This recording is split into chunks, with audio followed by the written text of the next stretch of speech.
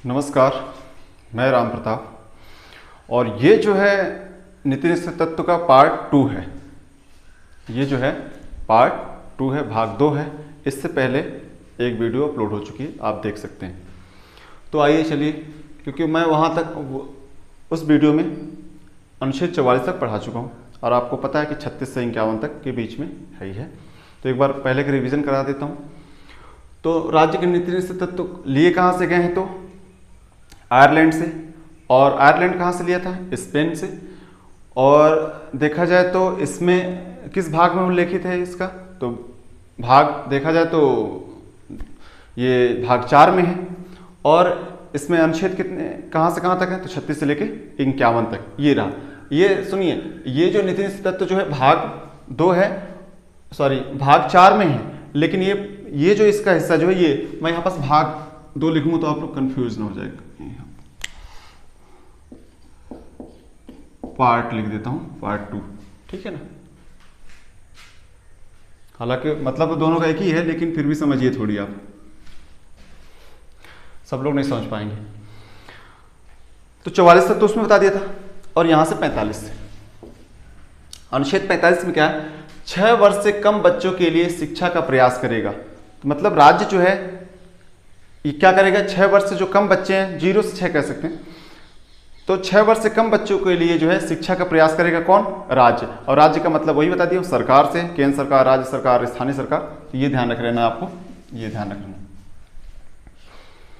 अनुच्छेद 46 में अनुसूचित जातियों, अनुसूचित जनजातियों और अन्य दुर्बल वर्गों के शिक्षा और अर्थ संबंधी हितों की अभिवृद्धि, मतलब बढ़ाने के लिए जो है वो कौन प्रयास करेगा?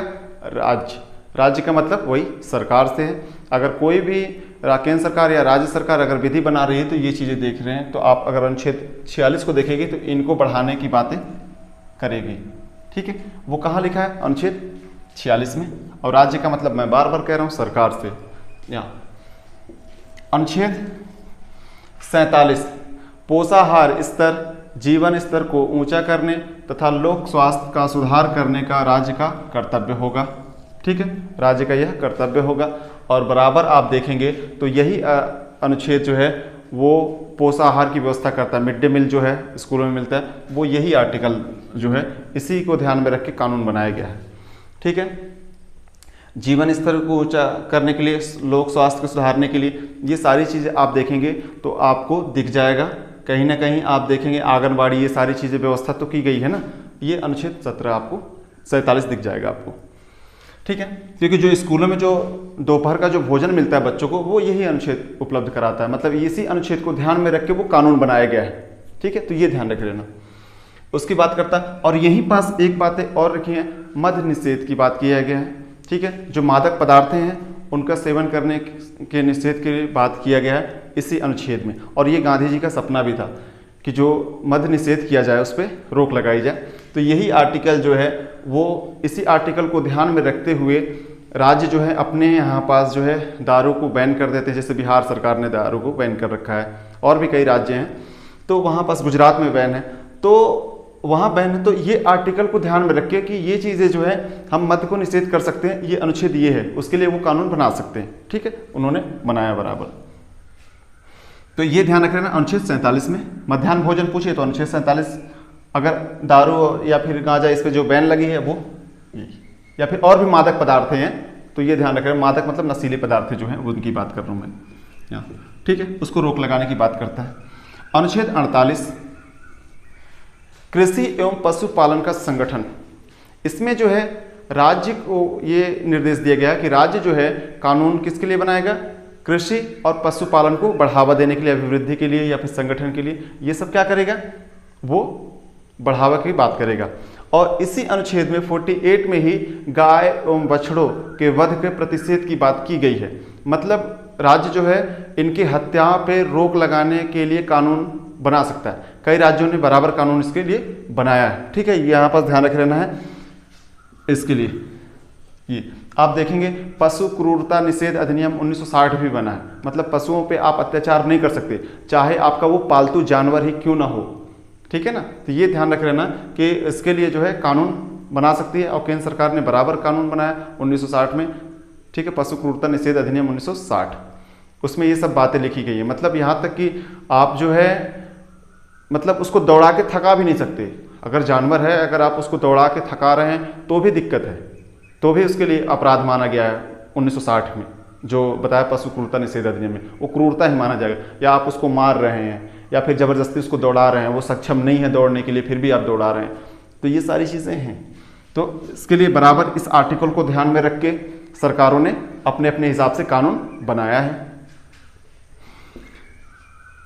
और हाँ, ये इम्पोर्टेंट है, ये ध्यान रख लेना है आपको, ये आर्टिकल जो है बहुत इंपॉर्टेंट है कि गाय या बछड़ों के जो वध किए जाते हैं, मतलब हत्या की जाती है, उस पर रोक लगाने की बात यही अनुच्छेद करता है, अनुच्छेद 48। कृषि एवं पशुपालन, ये भी गांधी जी से संबंधित है, क्योंकि उनका विचार ही था कि उन पर रोका जाए, नहीं किया जाए, ठीक है, कृषि को बढ़ावा दिया जाए, ये सारी चीज़ें। 48A देखेंगे आप, पर्यावरण का संरक्षण तथा संवर्धन और वन एवं वन्य जीवों का रक्षा, इसकी बात की गई है। मतलब राज्य जो है कानून बनाएगा किसके लिए? पर्यावरण के संरक्षण के लिए, संवर्धन के लिए, बढ़ाने के लिए, वन एवं वन्य जीवों की रक्षा करने के लिए कानून बनाएगा। और बराबर इसी आर्टिकल को ध्यान में रख के आप देखेंगे तो वन संरक्षण अधिनियम बना है 1980, ठीक है, वन संरक्षण अधिनियम 1980 बना है। उसी के बाद आप देखेंगे वन्य जीव संरक्षण अधिनियम आप देखेंगे तो वो 1972 में बना है, 1972 में बना है, ठीक है। पर्यावरण संरक्षण अधिनियम 1986 बना है। तो ये सब क्या बना? ये इसी आर्टिकल को ध्यान में तो रख के बनाया गया है, यही आर्टिकल तो है।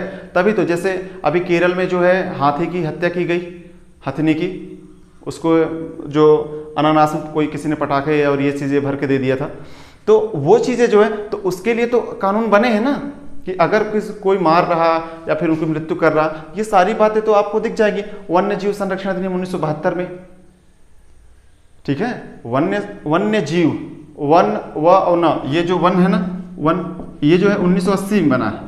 वन्य जीव संरक्षण 1972 में बना, वन्य जीव संरक्षण अधिनियम 1972 में बना। इसमें कई बार संशोधन भी हो चुके हैं, 2002 में भी संशोधन हुए हैं एक बार, ठीक है, तो ये ध्यान रख लेना, और 2013 में भी। तो ये जो है अनुच्छेद देखा जाए आपको, तो ये अभी वर्तमान में तो ज़्यादा इंपॉर्टेंट है, और ये हमेशा इंपॉर्टेंट रहा है, क्योंकि सलमान खान का जो केस चल रहा था वो भी देखा जाए तो वन जीव को ही तो हत्या में के आरोप में उनको ऊपर केस चल रहा था जयपुर में। तो ये ध्यान रख रहिएगा। तो यही आर्टिकल जो है वो राज्यों को अधिकार प्रदान करता है, मतलब सरकारों को प्रदान करता है अधिकार कि वो जो है इसके लिए कानून बना सकते हैं, ठीक है। और बराबर कानून बना है, आपको बता चुका हूँ, केंद्र सरकार ने बना के रखा है। वन्य जीव संरक्षण अधिनियम 1972, वन संरक्षण अधिनियम 1980, पर्यावरण संरक्षण अधिनियम 1986। तो ये सब क्या है? इसी आर्टिकल को ध्यान में रख के बनाया गया है कानून। ये संविधान जो है एक कहा जाए तो एक स्ट्रक्चर बना दिया है इसने, मतलब इसी के दायरे में रह के आपको कानून बनाने हैं, ठीक है, और इसी के हिसाब से जो है आपको चलना है। और संविधान के हिसाब से ही देश चलता है, आपको पता है, उसी के दायरे में रह के कानून बनाया जाता है। ये बात तो ध्यान है। तो बस ये आर्टिकल दिख रहा है, इसी आर्टिकल को उन्होंने देख के कानून बना दिया, क्योंकि पता है कि वन्य जीव संरक्षण अधिनियम 1972 आया, उससे पहले ये होता रहा कि जो जानवर है उनकी हत्या करके उनके चमड़े, उनके दांत, उनके और भी जो नाखून, ये सब बेचते थे।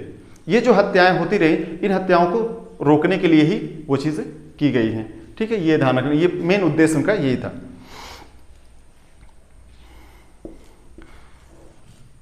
अनुच्छेद 49, अनुच्छेद 49 में राष्ट्रीय महत्व के स्मारकों, स्थानों व वस्तुओं का संरक्षण की बात किया गया है।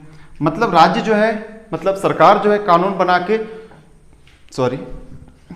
राष्ट्रीय महत्व के स्मारकों और स्थानों व वस्तुओं का संरक्षण कर सकता है।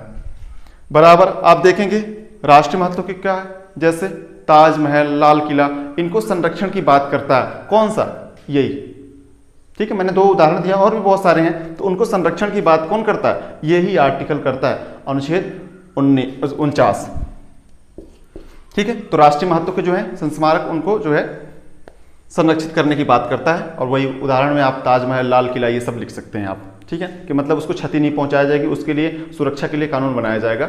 वो आपके यहाँ कह रहा 49 में। उसके बाद जो है अनुच्छेद 50, कार्यपालिका एवं न्यायपालिका, ठीक है। कार्यपालिका और न्यायपालिका का जो देखा जाए आपका, तो यहाँ पर अलगाव की बात किया है, मतलब कार्यपालिका से न्यायपालिका को अलग रखा गया है। ये दोनों एक नहीं है, क्योंकि आपको पता है एक विधायिका, कार्यपालिका और न्यायपालिका। विधायिका का काम क्या होता है? विधि का निर्माण करना, मतलब कानून का निर्माण करना। कार्यपालिका का काम क्या है? कार्यपालिका को उसको लागू कराना। और न्यायपालिका का काम क्या है? उसको जांच करना कि वो सही तरीके से लागू करा रहे हैं कि नहीं करा रहे हैं, या सही तरीके से कानून बना है या नहीं बना है, ठीक है।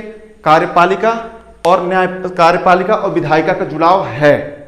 आप देखेंगे नेताओं का और अधिकारियों का जुड़ाव है। जैसे मान लीजिए गृह मंत्री हैं, मान लीजिए स्टेट के, राज्य के गृह मंत्री हैं। अगर गृह मंत्री हैं तो वहां पास अगर वो देखा जाए कि गृह मंत्री हैं तो वो प्रशासन के जो हैं, मतलब पुलिस विभाग के, तो अंतिम उत्तरदायित्व तो गृह मंत्री का है ना, क्योंकि पुलिस विभाग के अगर देखा जाए तो हेड जो है, अंतिम उत्तरदायित्व जो है देखा जाए तो वही है। राज्यों में तो होते हैं डीजीपी, लेकिन इनके ऊपर भी जो है अगर देखा जाए तो वो कौन है? वो मंत्री हैं, गृह मंत्री हैं। तो यही ध्यान रख रहना है आपको। तो इनका जो विधायिका और कार्यपालिका का जुड़ाव है, यहां तक कि मंत्री को भी कार्यपालिका के अंतर्गत में रखा जाता है, ठीक है।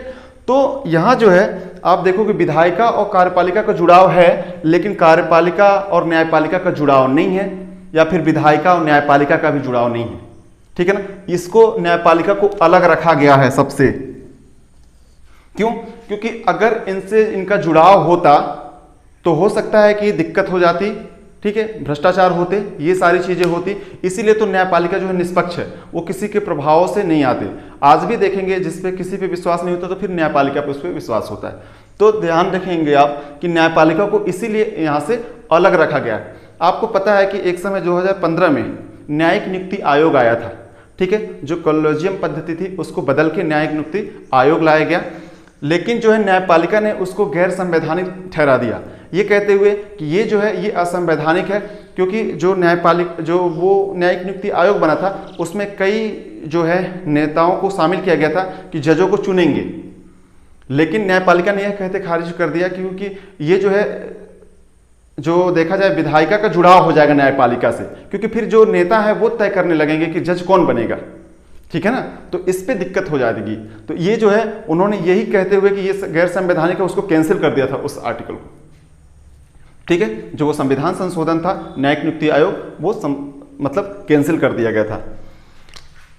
तो ये जो है अनुच्छेद 50 हो गया। अनुच्छेद 51 अंतर्राष्ट्रीय शांति एवं सुरक्षा की अभिवृद्धि, मतलब अंतर्राष्ट्रीय एवं सुरक्षा की अभिवृद्धि के लिए, बढ़ाने के लिए जो है देखा जाए तो सरकार जो है वो कानून बना सकती है, राज्य कानून बना सकती है, और इसी के तहत जो है अंतर्राष्ट्रीय करार होते हैं वो इसी अनुच्छेद के तहत होते हैं। जैसे आप देखेंगे भारत अमेरिका संबंध, भारत चीन संबंध, ये सब जो करारे हैं वो किसके तहत? यही तो है, यही अनुच्छेद तो है, अनुच्छेद 51।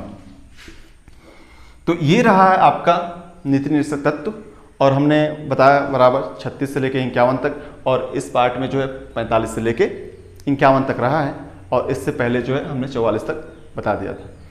और जो इस चैनल पे नए हैं तो प्लीज़ इस चैनल को सब्सक्राइब कर लीजिए, बेल आइकन है उसे प्रेस कर दीजिएगा, और लाइक और शेयर करना तो न भूलिए।